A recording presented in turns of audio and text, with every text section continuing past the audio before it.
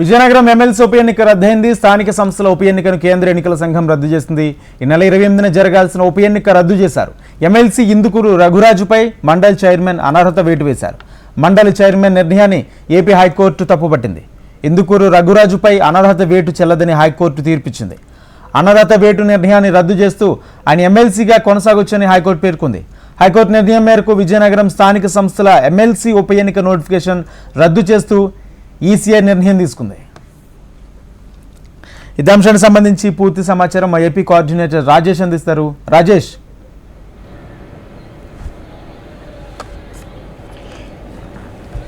రాజేంద్ర, విజయనగరం సంబంధించిన ఎమ్మెల్సీ ఎన్నికలను కేంద్ర ఎన్నికల కమిషన్ రద్దు చేసింది. ప్రధానంగా చూసుకుంటే గత వైసీపీ ప్రభుత్వం రఘురాజును అనర్హ వేటు వేసింది. అయితే అనర్హ వేటు వేయడానికి అసలు సంబంధం లేదు.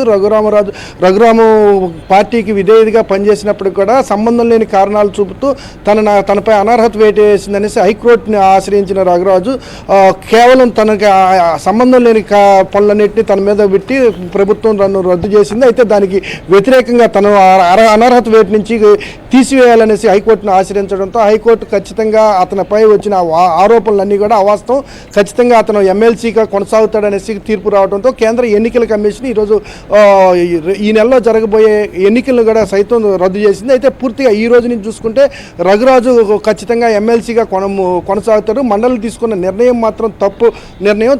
రఘురాజు భార్య గత పాలనలో వైసీపీ నుంచి టీడీపీలో చేరడం, ఆ సమయంలో తన భర్తే ప్రోత్సహించేసి టీడీపీలోకి పంపించాడనే నెపంతో ఇతను రఘురాజు మీద ఆరోపణలతో అతన్ని పార్టీ నుంచి సస్పెండ్ చేశారు. అంతేగాని ఇతర పార్టీ కార్యక్రమాల్లో కూడా రఘురాజు పాల్గొన్నట్టు ఆధారాలు ఏమీ లేవు.